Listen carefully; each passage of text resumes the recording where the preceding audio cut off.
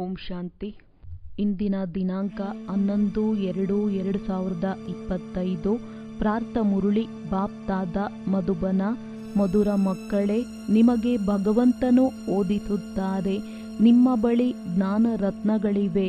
ನೀವು ಈ ಜ್ಞಾನ ರತ್ನಗಳ ವ್ಯಾಪಾರವನ್ನೇ ಮಾಡಬೇಕಾಗಿದೆ. ನೀವಿಲ್ಲಿ ಜ್ಞಾನವನ್ನು ಕಲಿಯುತ್ತೀರಿ, ಭಕ್ತಿಯನ್ನಲ್ಲ.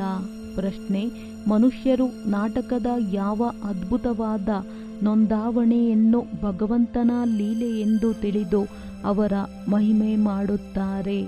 ಉತ್ತರ: ಯಾರು ಯಾರಲ್ಲಿ ಭಾವನೆಯನ್ನಿಡುವರೋ ಅವರಿಗೆ ಆ ಮೂರ್ತಿಯ ಸಾಕ್ಷಾತ್ಕಾರವಾಗುತ್ತದೆ.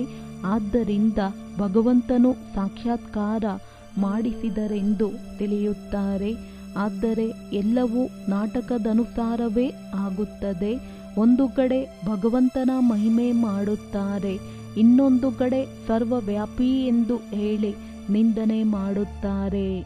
ಓಂ ಶಾಂತಿ. ಭಗವಾನುವಾಚ: ಮಕ್ಕಳಿಗೆ ಇದನ್ನು ತಿಳಿಸಲಾಗಿದೆ.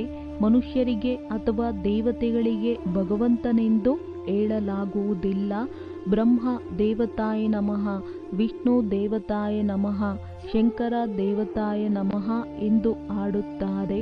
ನಂತರ ಶಿವ ಪರಮಾತ್ಮಾಯ ನಮಃ ಎಂದು ಹೇಳಲಾಗುತ್ತದೆ. ಇದನ್ನು ಸಹ ನೀವು ತಿಳಿದುಕೊಂಡಿದ್ದೀರಿ. ಶಿವನಿಗೆ ತಮ್ಮದೇ ಆದ ಶರೀರವಿಲ್ಲ. ಮೂಲ ವತನದಲ್ಲಿ ಶಿವತಂದೆ ಮತ್ತು ಸಾಲಿಗ್ರಾಮಗಳಿರುತ್ತಾರೆ. ಮಕ್ಕಳಿಗೆ ತಿಳಿದಿದೆ. ಈಗ ನಾವಾತ್ಮಗಳಿಗೆ ತಂದೆಯು ಓದಿಸುತ್ತಿದ್ದಾರೆ. ಮತ್ಯಾವುದೆಲ್ಲ ಸತ್ಸಂಗಗಳಿವೆಯೋ ಅವು ವಾಸ್ತವದಲ್ಲಿ ಸತ್ಸಂಗಗಳಲ್ಲ. ಅದಂತೂ ಮಾಯೆಯ ಸಂಘವೆಂದು ತಂದೆಯು ತಿಳಿಸುತ್ತಾರೆ. ಅಲ್ಲಿ ನಮಗೆ ಭಗವಂತನು ಓದಿಸುತ್ತಾರೆಂದು ಯಾರೂ ತಿಳಿಯುವುದಿಲ್ಲ. ಗೀತೆಯನ್ನು ಸಹ ಕೇಳುತ್ತಾರೆಂದರೆ ಕೃಷ್ಣ ಭಗವಾನುವಾಚವೆಂದು ತಿಳಿಯುತ್ತಾರೆ. ದಿನ ಪ್ರತಿದಿನ ಗೀತೆಯ ಪಠಣವು ಕಡಿಮೆಯಾಗುತ್ತಾ ಹೋಗುತ್ತದೆ, ಏಕೆಂದರೆ ತಮ್ಮ ಧರ್ಮವನ್ನೇ ತಿಳಿದುಕೊಂಡಿಲ್ಲ. ಕೃಷ್ಣನ ಜೊತೆ ಎಲ್ಲರ ಪ್ರೀತಿ ಇದೆ, ಕೃಷ್ಣನನ್ನೇ ತೂಗುತ್ತಾರೆ. ಈಗ ನಾವು ಯಾರನ್ನು ತೂಗಬೇಕೆಂಬುದನ್ನು ನೀವು ತಿಳಿದುಕೊಂಡಿದ್ದೀರಿ. ಮಕ್ಕಳನ್ನೇ ತೂಗುತ್ತಾರೆ, ತಂದೆಯನ್ನು ತೂಗಲು ಸಾಧ್ಯವಿಲ್ಲ. ನೀವು ಶಿವ ತಂದೆಯನ್ನು ತೂಗುತ್ತೀರಾ, ಅವರಂತೂ ಬಾಲಕನಾಗುವುದಿಲ್ಲ, ಪುನರ್ಜನ್ಮದಲ್ಲಿ ಬರುವುದಿಲ್ಲ. ಅವರು ಬಿಂದುವಾಗಿದ್ದಾರೆ. ಅವರನ್ನೇನು ತೂಗುತ್ತೀರಿ? ಅನೇಕರಿಗೆ ಕೃಷ್ಣನ ಸಾಕ್ಷಾತ್ಕಾರವಾಗುತ್ತದೆ. ಕೃಷ್ಣನ ಬಾಯಲ್ಲಿ ಇಡೀ ವಿಶ್ವವಿದೆ, ಏಕೆಂದರೆ ವಿಶ್ವದ ಮಾಲೀಕನಾಗುತ್ತಾರೆ. ಅಂದಾಗ ವಿಶ್ವರೂಪಿ ಬೆಣ್ಣೆ ಇದೆ. ಅವರು ಪರಸ್ಪರ ಒಡೆದಾಡುವುದೂ ಸಹ ವಿಶ್ವರೂಪಿ ಬೆಣ್ಣೆಗಾಗಿಯೇ ಒಡೆದಾಡುತ್ತಾರೆ. ನಾವು ವಿಜಯಿಗಳಾಗಬೇಕೆಂದು ತಿಳಿಯುತ್ತಾರೆ. ಕೃಷ್ಣನ ಬಾಯಲ್ಲಿ ಬೆಣ್ಣೆಯನ್ನು ತೋರಿಸುತ್ತಾರೆ. ಹೀಗೆ ಅನೇಕ ಪ್ರಕಾರದ ಸಾಕ್ಷಾತ್ಕಾರಗಳಾಗುತ್ತವೆ. ಆದರೆ ಅರ್ಥವನ್ನು ತಿಳಿದುಕೊಂಡಿಲ್ಲ. ಇಲ್ಲಿ ನಿಮಗೆ ಸಾಕ್ಷಾತ್ಕಾರದ ಅರ್ಥವನ್ನು ತಿಳಿಸಲಾಗುತ್ತದೆ. ನಮಗೆ ಭಗವಂತನು ಸಾಕ್ಷಾತ್ಕಾರ ಮಾಡಿಸುತ್ತಾರೆಂದು ಮನುಷ್ಯರು ತಿಳಿಯುತ್ತಾರೆ. ಇದನ್ನು ಸಹ ತಂದೆಯು ತಿಳಿಸುತ್ತಾರೆ. ಯಾರನ್ನು ನೆನಪು ಮಾಡುವರೋ ಅಂದರೆ ತಿಳಿದುಕೊಳ್ಳಿ, ಕೆಲವರು ಕೃಷ್ಣನ ನೌದಾಭಕ್ತಿ ಮಾಡುತ್ತಾರೆ. ಆಗ ಅಲ್ಪ ಕಾಲಕ್ಕಾಗಿ ಅವರ ಮನೋಕಾಮನೆಯು ಈಡೇರುತ್ತದೆ. ಇದು ಸಹ ನಾಟಕದಲ್ಲಿ ನಿಗದಿಯಾಗಿದೆ. ಭಗವಂತನು ಸಾಕ್ಷಾತ್ಕಾರ ಮಾಡಿಸಿದರೆಂದು ಹೇಳುವುದಿಲ್ಲ. ಯಾರು ಯಾವ ಭಾವನೆಯಿಂದ ಯಾರ ಪೂಜೆಯನ್ನು ಮಾಡುವರೋ ಅವರಿಗೆ ಅವರ ಸಾಕ್ಷಾತ್ಕಾರವಾಗುತ್ತದೆ. ಇದು ನಾಟಕದಲ್ಲಿ ನಿಗದಿಯಾಗಿದೆ. ಅವರು ಸಾಕ್ಷಾತ್ಕಾರ ಮಾಡಿಸುತ್ತಾರೆಂದು ಮನುಷ್ಯರು ಭಗವಂತನ ಮಹಿಮೆಯನ್ನು ಹೆಚ್ಚಿಸಿದ್ದಾರೆ. ಒಂದು ಕಡೆ ಮಹಿಮೆಯನ್ನು ಮಾಡುತ್ತಾರೆ, ಇನ್ನೊಂದು ಕಡೆ ಎಲ್ಲದರಲ್ಲಿ ಭಗವಂತನಿದ್ದಾರೆಂದು ಹೇಳುತ್ತಾರೆ. ಎಷ್ಟೊಂದು ಅಂಧಶ್ರದ್ಧೆಯ ಭಕ್ತಿಯಾಗಿದೆ. ಕೃಷ್ಣನ ಸಾಕ್ಷಾತ್ಕಾರವಾಯಿತು. ಇನ್ನು ನಾವು ಕೃಷ್ಣಪುರಿಯಲ್ಲಿ ಹೋಗುತ್ತೇವೆಂದು ತಿಳಿಯುತ್ತಾರೆ. ಆದರೆ ಕೃಷ್ಣಪುರಿಯು ಎಲ್ಲಿಂದ ಬರುವುದು? ಇದೆಲ್ಲ ರಹಸ್ಯವನ್ನು ತಂದೆಯು ನೀವು ಮಕ್ಕಳಿಗೆ ತಿಳಿಸುತ್ತಾರೆ. ಕೃಷ್ಣಪುರಿಯ ಸ್ಥಾಪನೆಯಾಗುತ್ತದೆ. ಇದು ಕಂಸಪುರಿಯಾಗಿದೆ. ಕಂಸ, ಅಕಾಸುರ, ಬಕಾಸುರ, ಕುಂಭಕರ್ಣ, ರಾವಣ ಇವೆಲ್ಲವೂ ಅಸುರರ ಹೆಸರುಗಳಾಗಿವೆ. ಶಾಸ್ತ್ರಗಳಲ್ಲಿ ಏನೇನನ್ನೋ ಬರೆದಿದ್ದಾರೆ. ಇದನ್ನು ಸಹ ತಿಳಿಸಬೇಕಾಗಿದೆ. ಗುರುಗಳಲ್ಲಿ 2 ಪ್ರಕಾರದವರಿದ್ದಾರೆ. ಮೊದಲನೆಯವರು ಭಕ್ತಿ ಮಾರ್ಗದ ಗುರುಗಳಾಗಿದ್ದಾರೆ. ಅವರು ಭಕ್ತಿಯನ್ನೇ ಕಲಿಸುತ್ತಾರೆ. ಈ ತಂದೆಯಂತೂ ಜ್ಞಾನ ಸಾಗರನಾಗಿದ್ದಾರೆ. ಇವರಿಗೆ ಸದ್ಗುರುವೆಂದು ಹೇಳಲಾಗುತ್ತದೆ. ಅವರೆಂದು ಭಕ್ತಿಯನ್ನು ಕಲಿಸುವುದಿಲ್ಲ, ಜ್ಞಾನವನ್ನೇ ಕಲಿಸುತ್ತಾರೆ. ಮನುಷ್ಯರು ಭಕ್ತಿಯಲ್ಲಿ ಎಷ್ಟೊಂದು ಖುಷಿಯಾಗುತ್ತಾರೆ, ಡೋಲು ಬಾರಿಸುತ್ತಾರೆ. ಕಾಶಿಯಲ್ಲಿ ನೀವು ನೋಡುತ್ತೀರಿ, ಎಲ್ಲ ದೇವತೆಗಳ ಮಂದಿರಗಳನ್ನು ಮಾಡಿಬಿಟ್ಟಿದ್ದಾರೆ. ಇವೆಲ್ಲವೂ ಭಕ್ತಿ ಮಾರ್ಗದ ಅಂಗಡಿಗಳಾಗಿವೆ, ಭಕ್ತಿಯ ವ್ಯಾಪಾರವಾಗಿದೆ. ನೀವು ಮಕ್ಕಳದ್ದು ಜ್ಞಾನರತ್ನಗಳ ವ್ಯವಹಾರವಾಗಿದೆ. ಇದಕ್ಕೂ ವ್ಯಾಪಾರವೆಂದು ಹೇಳಲಾಗುತ್ತದೆ. ತಂದೆಯು ರತ್ನಗಳ ವ್ಯಾಪಾರಿಯಾಗಿದ್ದಾರೆ. ಯಾವ ರತ್ನಗಳೆಂಬುದನ್ನು ನೀವೇ ತಿಳಿದುಕೊಂಡಿದ್ದೀರಿ. ಯಾರು ಕಲ್ಪದ ಹಿಂದೆ ತಿಳಿದುಕೊಂಡಿದ್ದಾರೆಯೋ ಅವರೇ ಈ ಮಾತುಗಳನ್ನು ತಿಳಿದುಕೊಳ್ಳುತ್ತಾರೆ. ಅನ್ಯರು ತಿಳಿದುಕೊಳ್ಳುವುದಿಲ್ಲ. ಯಾರೆಲ್ಲ ದೊಡ್ಡವರಿದ್ದಾರೆಯೋ ಅವರು ಕೊನೆಯಲ್ಲಿ ಬಂದು ತಿಳಿದುಕೊಳ್ಳುತ್ತಾರೆ. ಬೇರೆ ಧರ್ಮಗಳಲ್ಲಿ ಹೋಗಿ ಸೇರಿದ್ದಾರಲ್ಲವೇ. ಒಬ್ಬ ರಾಜ ಜನಕನ ಕಥೆಯನ್ನು ತಿಳಿಸುತ್ತಾರೆ. ಜನಕನೇ ಮತ್ತೆ ಅನುಜನಕನಾದನು. ಹೇಗೆ ಯಾರ ಹೆಸರಾದರೂ ಕೃಷ್ಣನಾಗಿದ್ದರೆ ನೀನು ಅನುದೈವಿ ಕೃಷ್ಣನಾಗುತ್ತೀಯಾ ಎಂದು ಹೇಳುತ್ತಾರೆ. ಆ ಸರ್ವಗುಣ ಸಂಪನ್ನ ಕೃಷ್ಣನೆಲ್ಲಿ? ಇವರೆಲ್ಲಿ? ಯಾರ ಹೆಸರಾದರೂ ಲಕ್ಷ್ಮಿ ಎಂದಿದ್ದರೆ ಅವರು ಈ ಲಕ್ಷ್ಮೀ ನಾರಾಯಣರ ಮುಂದೆ ಹೋಗಿ ಮಹಿಮೆ ಮಾಡುತ್ತಾರೆ. ಇವರಲ್ಲಿ ಮತ್ತು ನನ್ನಲ್ಲಿ ಅಂತರವೇನಿದೆ ಎಂಬುದನ್ನು ತಿಳಿದುಕೊಳ್ಳುತ್ತಾರೆಯೇ? ಈ ಸೃಷ್ಟಿ ಚಕ್ರವು ಹೇಗೆ ಸುತ್ತುತ್ತದೆ ಎಂದು ನೀವು ಮಕ್ಕಳಿಗೆ ಈಗ ಜ್ಞಾನವಿದೆ. ನೀವೇ 84 ಜನ್ಮಗಳನ್ನು ತೆಗೆದುಕೊಳ್ಳುತ್ತೀರಿ. ಈ ಚಕ್ರವು ಅನೇಕ ಬಾರಿ ತಿರುಗುತ್ತಾ ಬಂದಿದೆ ಎಂದು ನಿಂತು ಹೋಗುವುದಿಲ್ಲ. ನೀವು ಈ ನಾಟಕದಲ್ಲಿ ಪಾತ್ರಧಾರಿಗಳಾಗಿದ್ದೀರಿ. ನಾವು ಈ ನಾಟಕದಲ್ಲಿ ಪಾತ್ರವನ್ನಭಿನಯಿಸಲು ಬಂದಿದ್ದೇವೆ ಎಂಬುದನ್ನಂತೂ ಮನುಷ್ಯರು ಅವಶ್ಯವಾಗಿ ತಿಳಿದುಕೊಳ್ಳುತ್ತಾರೆ. ಆದರೆ ನಾಟಕದ ಆದಿ ಮಧ್ಯ ಅಂತ್ಯವನ್ನು ತಿಳಿದುಕೊಂಡಿಲ್ಲ. ನೀವು ಮಕ್ಕಳು ತಿಳಿದುಕೊಂಡಿದ್ದೀರಿ. ನಾವಾತ್ಮಗಳಿರುವ ಸ್ಥಾನವು ಅತಿ ದೂರಕ್ಕಿಂತ ದೂರವಿದೆ. ಅಲ್ಲಿ ಸೂರ್ಯ ಚಂದ್ರರ ಬೆಳಕು ಇರುವುದಿಲ್ಲ. ಇದೆಲ್ಲವನ್ನು ತಿಳಿದುಕೊಳ್ಳುವಂತಹ ಮಕ್ಕಳು ಸಹ ಬಹುತೇಕ ಮಟ್ಟಿಗೆ ಸಾಧಾರಣ ಬಡವರೇ ಆಗಿರುತ್ತಾರೆ. ಏಕೆಂದರೆ ಭಾರತವೇ ಎಲ್ಲದಕ್ಕಿಂತ ಸಾಹುಕಾರನಾಗಿತ್ತು. ಈಗ ಅದೇ ಎಲ್ಲದಕ್ಕಿಂತ ಬಡ ದೇಶವಾಗಿದೆ. ಸಂಪೂರ್ಣ ಆಟವು ಭಾರತದ ಮೇಲಿದೆ. ಭಾರತದಂತಹ ಪಾವನ ಖಂಡವು ಮತ್ಯಾವುದೂ ಇಲ್ಲ. ಪಾವನ ಪ್ರಪಂಚದಲ್ಲಿ ಪಾವನ ಖಂಡವಿರುತ್ತದೆ, ಮತ್ಯಾವುದೇ ಖಂಡವಿರುವುದಿಲ್ಲ. ತಂದೆಯು ತಿಳಿಸುತ್ತಾರೆ, ಇಡೀ ಪ್ರಪಂಚವೇ ಒಂದು ದ್ವೀಪವಾಗಿದೆ. ಹೇಗೆ ಲಂಕೆಯು ದ್ವೀಪವಾಗಿದೆ. ರಾವಣನು ಲಂಕೆಯಲ್ಲಿದ್ದನೆಂದು ತೋರಿಸುತ್ತಾರೆ. ಈಗ ನಿಮಗೆ ತಿಳಿದಿದೆ, ರಾವಣ ರಾಜ್ಯವಂತೂ ಇಡೀ ಬೇಹದ್ದಿನ ಲಂಕೆಯಲ್ಲಿದೆ. ಇಡೀ ಸೃಷ್ಟಿಯು ಸಮುದ್ರದಲ್ಲಿ ನಿಂತಿದೆ. ಒಂದು ದ್ವೀಪವಾಗಿದೆ. ಇದರಲ್ಲಿ ರಾವಣ ರಾಜ್ಯವಿದೆ. ಇವರೆಲ್ಲ ಸೀತೆಯರು ರಾವಣನ ಬಂಧನದಲ್ಲಿದ್ದಾರೆ. ಆ ಮನುಷ್ಯರಂತೂ ಇದನ್ನು ಹದ್ದಿನ ಕಥೆಗಳನ್ನಾಗಿ ಮಾಡಿಬಿಟ್ಟಿದ್ದಾರೆ. ಇದೆಲ್ಲವೂ ವಾಸ್ತವದಲ್ಲಿ ಬೇಹದ್ದಿನ ಮಾತಾಗಿದೆ, ಬೇಹದ್ದಿನ ನಾಟಕವಾಗಿದೆ. ಇದರಲ್ಲಿಯೇ ಮತ್ತೆ ಚಿಕ್ಕ ಚಿಕ್ಕ ನಾಟಕಗಳನ್ನು ರಚಿಸಿದ್ದಾರೆ. ಈ ಸಿನಿಮಾ ಮೊದಲಾದವುಗಳು ಸಹ ಈಗಲೇ ಬಂದಿವೆ. ಆದ್ದರಿಂದ ತಂದೆಗೂ ತಿಳಿಸುವುದರಲ್ಲಿ ಸಹಜವಾಗುತ್ತದೆ. ಇಡೀ ಬೇಅದ್ದಿನ ನಾಟಕವು ನೀವು ಮಕ್ಕಳ ಬುದ್ಧಿಯಲ್ಲಿದೆ. ಸ್ಥೂಲವತನ, ಸೂಕ್ಷ್ಮವತನ ಮತ್ಯಾರ ಬುದ್ಧಿಯಲ್ಲಿರಲು ಸಾಧ್ಯವಿಲ್ಲ. ನೀವು ತಿಳಿದುಕೊಂಡಿದ್ದೀರಿ, ನಾವಾತ್ಮಗಳು ಮೂಲವತನವಾಸಿಗಳಾಗಿದ್ದೇವೆ. ದೇವತೆಗಳು ಸೂಕ್ಷ್ಮವತನವಾಸಿಗಳಾಗಿದ್ದಾರೆ. ಅವರನ್ನು ಫರಿಷ್ಠೆಗಳೆಂದು ಹೇಳುತ್ತಾರೆ. ಅಲ್ಲಿ ಮೂಳೆ ಮಾಂಸದ ಪಂಜರವಿರುವುದಿಲ್ಲ. ಈ ಸೂಕ್ಷ್ಮವತನದ ಪಾತ್ರವೂ ಸಹ ಸ್ವಲ್ಪ ಸಮಯಕ್ಕಾಗಿದೆ. ಈಗ ನೀವು ಬಂದು ಹೋಗುತ್ತೀರಿ, ಇದರ ನಂತರ ಎಂದೂ ಹೋಗುವುದಿಲ್ಲ. ಸೂಕ್ಷ್ಮವತನದ ಪಾತ್ರವು ಮುಗಿಯುತ್ತದೆ. ನೀವಾತ್ಮಗಳು ಮೂಲವತನದಿಂದ ಬರುವಾಗ ಸೂಕ್ಷ್ಮವತನದ ಮೂಲಕ ಬರುವುದಿಲ್ಲ, ನೇರವಾಗಿ ಬರುತ್ತೀರಿ. ಈಗ ಹೋಗುವಾಗ ಸೂಕ್ಷ್ಮವತನಕ್ಕೆ ಹೋಗುತ್ತೀರಿ. ಈಗ ಸೂಕ್ಷ್ಮವತನ ಪಾತ್ರವಿದೆ.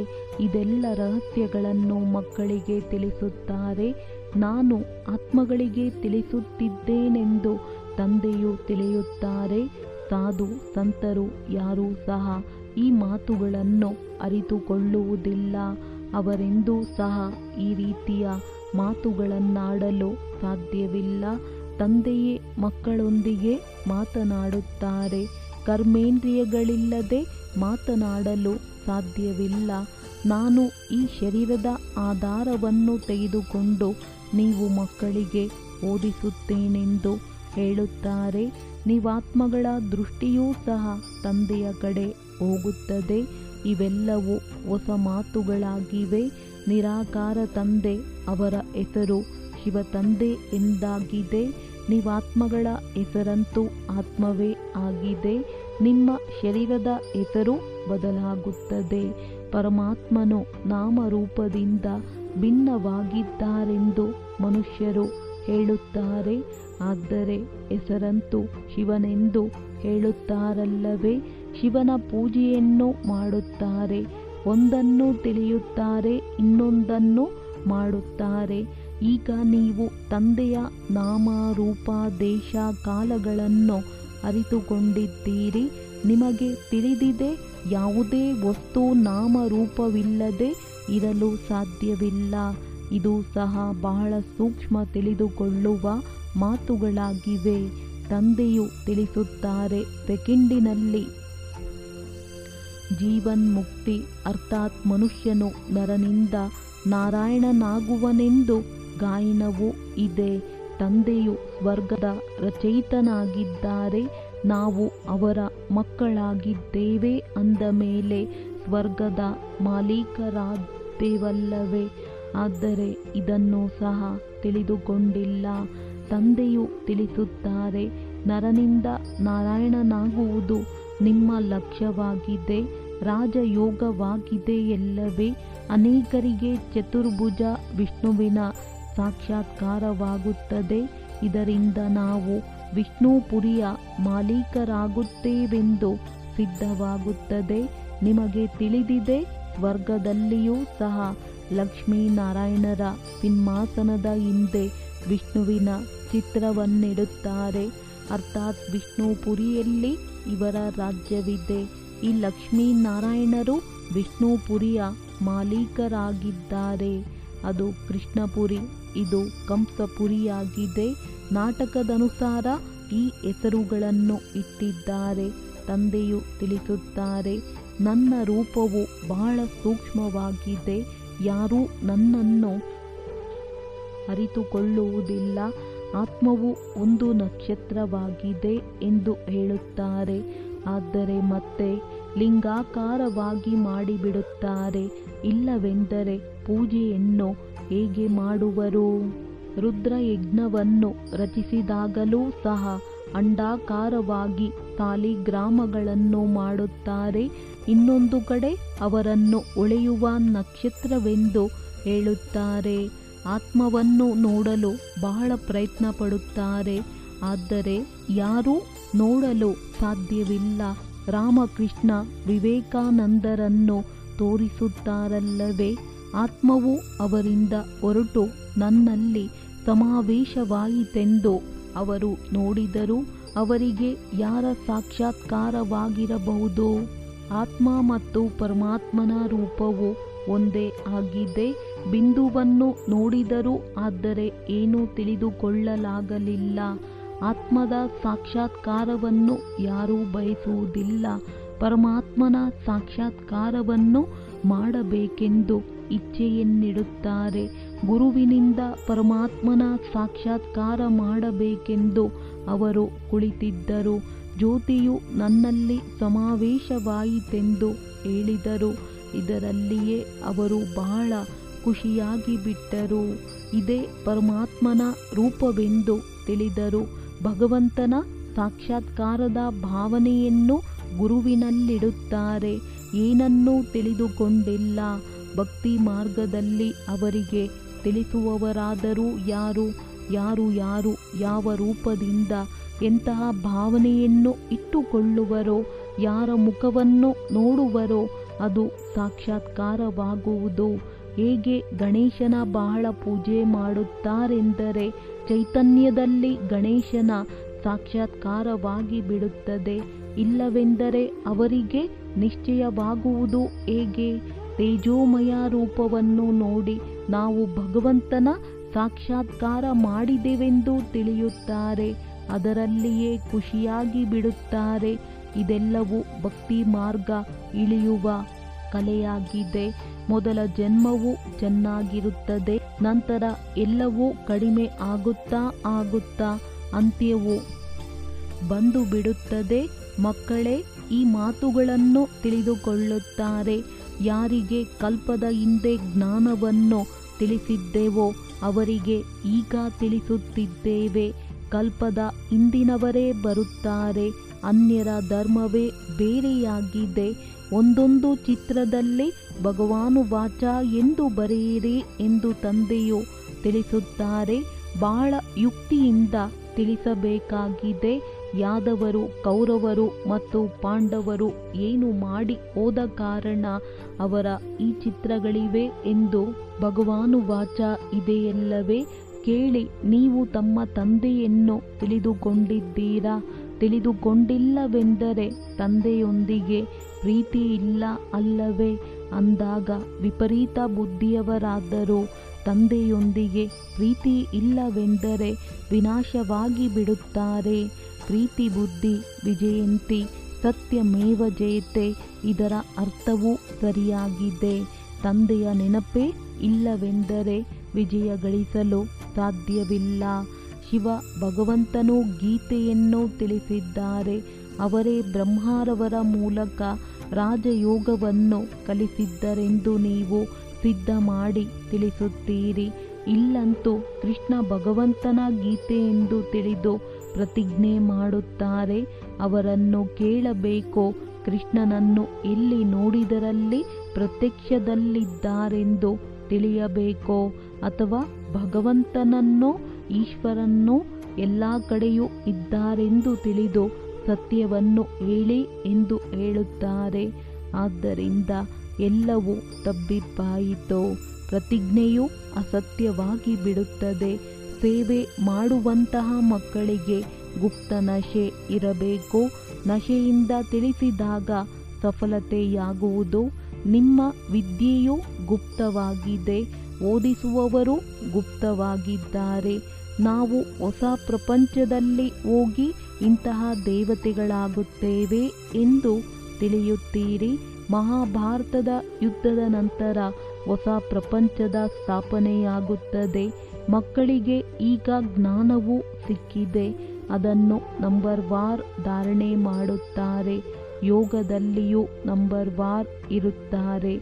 ನಾವು ಎಷ್ಟು ನೆನಪಿನಲ್ಲಿರುತ್ತೇವೆಂದು ಪರಿಶೀಲನೆ ಮಾಡಿಕೊಳ್ಳಬೇಕು. ತಂದೆಯು ತಿಳಿಸುತ್ತಾರೆ, ಈಗಿನ ನಿಮ್ಮ ಪುರುಷಾರ್ಥವು ಭವಿಷ್ಯದ 21 ಜನ್ಮಗಳಿಗಾಗಿ ಆಗಿಬಿಡುವುದು. ಈಗ ಅನುತ್ತೀರ್ಣವಾದರೆ ಕಲ್ಪಾಂತರವೂ ಅನುತ್ತೀರ್ಣರಾಗುತ್ತಲೇ ಇರುತ್ತೀರಿ. ಶ್ರೇಷ್ಠ ಪದವಿಯನ್ನು ಪಡೆಯಲು ಸಾಧ್ಯವಿಲ್ಲ. ಶ್ರೇಷ್ಠ ಪದವಿಯನ್ನು ಪಡೆಯುವ ಪುರುಷಾರ್ಥವನ್ನೇ ಮಾಡಬೇಕು. ಕೆಲವರು ಸೇವಾ ಕೇಂದ್ರದಲ್ಲಿಯೂ ಬರುತ್ತಿರುತ್ತಾರೆ ಮತ್ತು ವಿಕಾರದಲ್ಲಿ ಹೋಗುತ್ತಿರುತ್ತಾರೆ, ಮತ್ತೆ ಸೇವಾ ಕೇಂದ್ರದಲ್ಲಿ ಬರುತ್ತಾರೆ. ಈಶ್ವರನಂತೂ ಎಲ್ಲವನ್ನೂ ನೋಡುತ್ತಾರೆ, ಅರಿತುಕೊಳ್ಳುತ್ತಾರೆಂದು ತಿಳಿಯುತ್ತಾರೆ. ಎಲ್ಲವನ್ನೂ ಕುಳಿತು ನೋಡಲು ತಂದೆಗೇನಾಗಿದೆ?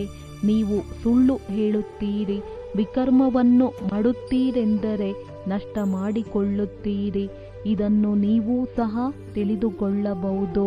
ನಾನು ಮುಖ ಕಪ್ಪು ಮಾಡಿಕೊಂಡರೆ ಶ್ರೇಷ್ಠ ಪದವಿಯನ್ನು ಪಡೆಯಲು ಸಾಧ್ಯವಿಲ್ಲ ಅಂದಾಗ ತಂದೆಯು ಎಲ್ಲವನ್ನೂ ಅರಿತುಕೊಂಡರೆಂದರೂ ಸಹ ಒಂದೇ ಮಾತಾಯಿತು.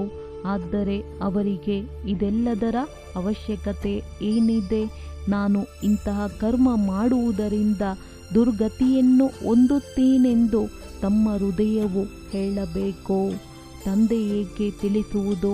ಆ ನಾಟಕದಲ್ಲಿದ್ದರೆ ತಂದೆಯು ತಿಳಿಸುತ್ತಾರೆ. ತಂದೆಯೊಂದಿಗೆ ಮುಚ್ಚಿಡುವುದೆಂದರೆ ತಮ್ಮ ಸತ್ಯನಾಶ ಮಾಡಿಕೊಳ್ಳುವುದಾಗಿದೆ. ಪಾವನರಾಗುವುದಕ್ಕಾಗಿ ತಂದೆಯನ್ನು ನೆನಪು ಮಾಡಬೇಕಾಗಿದೆ. ನಾವು ಬಹಳ ಚೆನ್ನಾಗಿ ಓದಿ ಶ್ರೇಷ್ಠ ಪದವಿಯನ್ನು ಪಡೆಯಬೇಕೆಂಬ ಚಿಂತೆಯೇ ನಿಮಗಿರಬೇಕು. ಯಾರೋ ಸತ್ತರು ಅಥವಾ ಬದುಕಿದರು, ಅವರ ಚಿಂತೆಯೆಲ್ಲ ತಂದೆಯಿಂದ ಆಸ್ತಿಯನ್ನು ಹೇಗೆ ತೆಗೆದುಕೊಳ್ಳುವುದು ಎಂಬ ಚಿಂತೆ ಇರಬೇಕು. ಅಂದಾಗ ಯಾರಿಗಾದರೂ ಸ್ವಲ್ಪದರಲ್ಲಿಯೇ ತಿಳಿಸಬೇಕಾಗಿದೆ. ಒಳ್ಳೆಯದು. ಮಧುರಾತಿ ಮಧುರ ಅಗಲಿ ಹೋಗಿ ಮರಳಿ ಸಿಕ್ಕಿರುವ ಮಕ್ಕಳ ಪ್ರತಿ ಮಾತ್ಪಿತಾ ಬಾಪ್ ದಾದಾರವರ ನೆನಪು, ಪ್ರೀತಿ ಹಾಗೂ ಸುಪ್ರಭಾತ. ಆತ್ಮಿಕ ತಂದೆಯ ಆತ್ಮಿಕ ಮಕ್ಕಳಿಗೆ ನಮಸ್ತೆ. ಧಾರಣೆಗಾಗಿ ಮುಖ್ಯ ಸಾರ: ಗುಪ್ತ ನಶೆಯಲ್ಲಿದ್ದು ಸೇವೆ ಮಾಡಬೇಕಾಗಿದೆ. ಮನಸ್ಸು ತಿನ್ನುವಂತಹ ಯಾವುದೇ ಕರ್ಮವನ್ನು ಮಾಡಬಾರದು. ತಮ್ಮ ಪರಿಶೀಲನೆ ಮಾಡಿಕೊಳ್ಳಬೇಕಾಗಿದೆ. ನಾವು ಎಷ್ಟು ಸಮಯ ನೆನಪಿನಲ್ಲಿರುತ್ತೇವೆ? ಸದಾ ಇದೇ ಚಿಂತನೆ ಇರಲಿ. ನಾವು ಚೆನ್ನಾಗಿ ಓದಿ ಶ್ರೇಷ್ಠ ಪದವಿಯನ್ನು ಪಡೆಯಬೇಕು. ಯಾವುದೇ ವಿಕರ್ಮ ಮಾಡಿ ಸುಳ್ಳು ಹೇಳಿ ತಮ್ಮ ನಷ್ಟ ಮಾಡಿಕೊಳ್ಳಬಾರದು. ವರದಾನ: ಮನ್ಮನಾಭವದ ಮಹಾಮಂತ್ರದ ಮೂಲಕ ಸರ್ವ ದುಃಖಗಳಿಂದ ದೂರವಿರುವಂತಹ ಸದಾ ಸುಖ ಸ್ವರೂಪ ಭವ. ಯಾವಾಗ ಯಾವುದೇ ಪ್ರಕಾರದ ದುಃಖ ಬಂದರೆ ಮಂತ್ರ ಹೇಳಿ ಅದರಿಂದ ದುಃಖ ಓಡಿ ಹೋಗುವುದು. ಸ್ವಪ್ನದಲ್ಲಿಯೂ ಸ್ವಲ್ಪವೂ ಸಹ ದುಃಖದ ಅನುಭವ ಆಗಬಾರದು. ಶರೀರಕ್ಕೆ ಕಾಯಿಲೆ ಬರಲಿ, ಹಣ ಸಂಪಾದನೆಯಲ್ಲಿ ಮೇಲೆ ಕೆಳಗೆ ಆಗಲಿ, ಏನೇ ಆಗಲಿ, ಆದರೆ ದುಃಖದ ಅಲೆ ಒಳಗೆ ಬರಲೇಬಾರದು. ಹೇಗೆ ಸಾಗರದಲ್ಲಿ ಅಲೆಗಳು ಬರುತ್ತವೆ ಮತ್ತು ಹೋಗುತ್ತವೆ, ಆದರೆ ಯಾರಿಗೆ ಆ ಅಲೆಗಳಲ್ಲಿ ತೇಲಾಡುವುದು ಬರುತ್ತದೆ, ಅವರು ಅದರಲ್ಲಿ ಸುಖದ ಅನುಭವ ಮಾಡುತ್ತಾರೆ. ಅಲೆಗಳನ್ನು ಜಂಪ್ ಮಾಡಿ ಈ ರೀತಿ ಪಾರು ಮಾಡುತ್ತಾರೆ. ಹೇಗೆ ಆಟವಾಡುತ್ತಿರುವ ಹಾಗೆ.